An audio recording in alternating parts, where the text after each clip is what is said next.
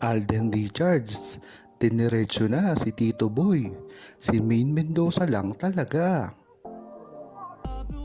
Nabuko na naman ang plano ng mga bashers ni Maine Mendoza at Alden Richards. Ito nga ay nang sabihin ni Alden Richards sa buong publiko na ang relasyon nila ng kanyang leading lady ay para sa movie lamang at talagang nakasuporta siya para sa mga proyekto nila. Talagang pinabulaanan na naman talaga ni Alden Richards yan sa simula pa lamang.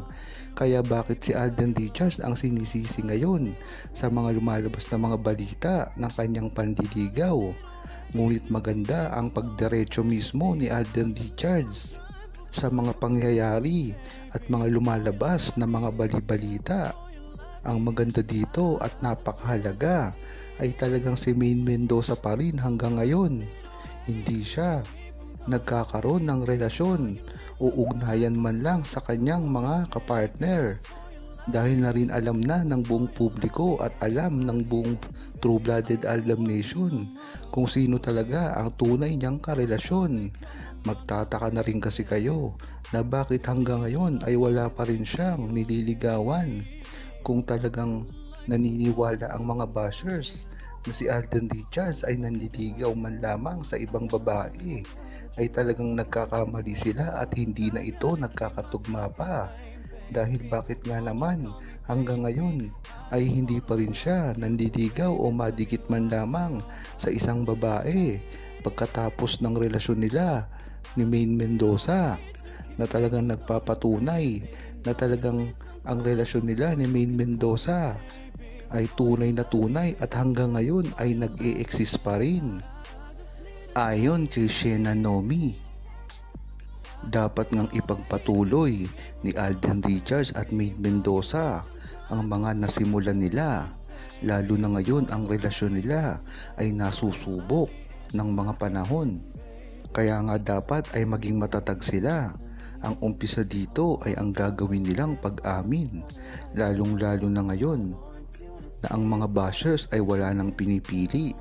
Talaga namang kagustuhan ni Alden Richards kung ano ang kalalabasan ng kanilang pag-amin at dapat maintindihan ito ng buong Aldab Nation, lalong-lalo na si Maine Mendoza na alam naman natin na ang karir ay nasa Itbulaga lamang.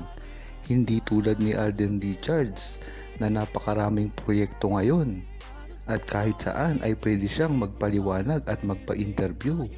Hindi na kasi ngayon nai-interview si Maine Mendoza simula nung nawala siya sa Channel 7. Kung matatandaan nyo, ang huling interview pa ni Maine Mendoza ay kay OG Diaz, na talagang alam natin na hindi na ganun pinansin dahil na rin sa mga scripted na sagot.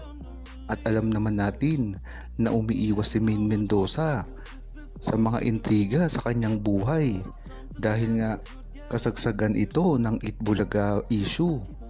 At ganon din naman si Alden Richards ay napakarami pa rin ng mga intriga na bumulaga sa kanya kahit wala pa siyang movie.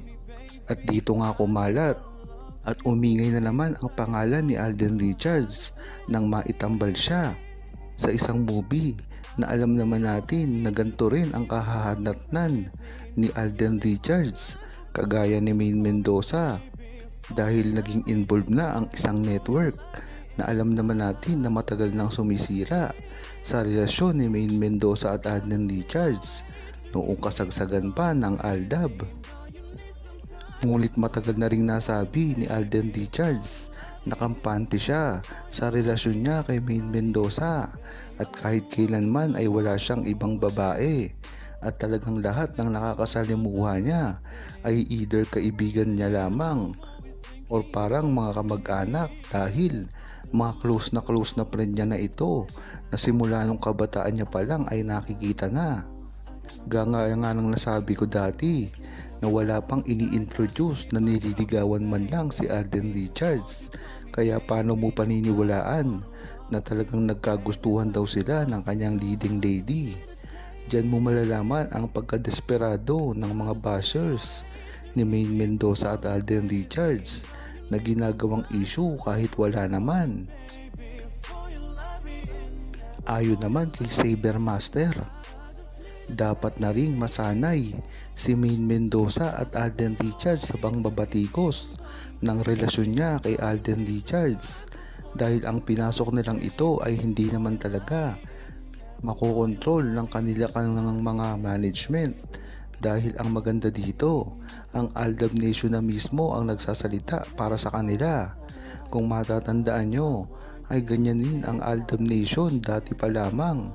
Talagang makikita mo sa Aldab Nation dati ang fighting spirit na talagang kahit nakikipagbakbaka na sila sa mga bashers at mga trolls sa social media, ay nariyan pa rin sila. Hindi ito gawa-gawa, dahil mismong si Alden Richards ang nag-recognize dito. Sa Aldab Nation, ang ginagawa nila at pinapakita nilang resibo ay talagang legit.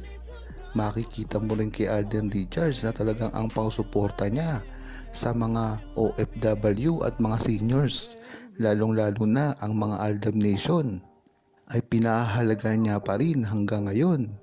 Kaya kung sasabihin nyo na si Alden Richards at Maine Mendoza ay wala nang pakialam sa Aldab Nation, ay nagkakamali kayo, dahil kahit kailanman ay hindi iniwan ni Maine Mendoza at Alden Richards ang Aldab Nation.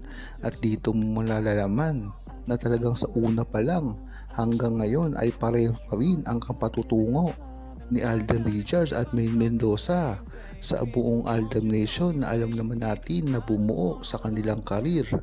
Ang totoo naman kasing sumuporta sa kanila ay hindi lamang ang milyon-milyong Pilipino, kung hindi ang mga loyal na Aldab Nation na sa una pa lamang hanggang sa huli ay naririyan para sa kanila. Bagamat ang iba ay hindi nakasuporta sa kanilang mga solo career, ay wala naman itong magiging problema. Ang mahalaga dito ay ang mga true-blooded Aldab Nation ay nagkakaisa pa rin pagtungkol na kay Maine Mendoza at Alden Richards, na alam naman natin nagkakasundo sila dito laban sa ibang mga bashers, lalong-lalo na ngayon ang mga Katniel at Katden, na talaga namang tuloy-tuloy pa rin ang paninira sa kanila. Nadamay na rin kasi si Alden Richards at Maine Mendoza sa hiwalayan ng iilang mga tao. Kaya talagang ang Aldab Nation ay double time sa pagtatanggol kay Maine Mendoza at Alden Richards.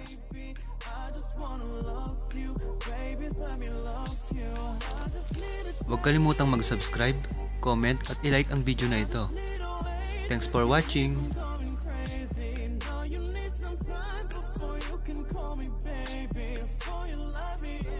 Before you love me, and I just need to say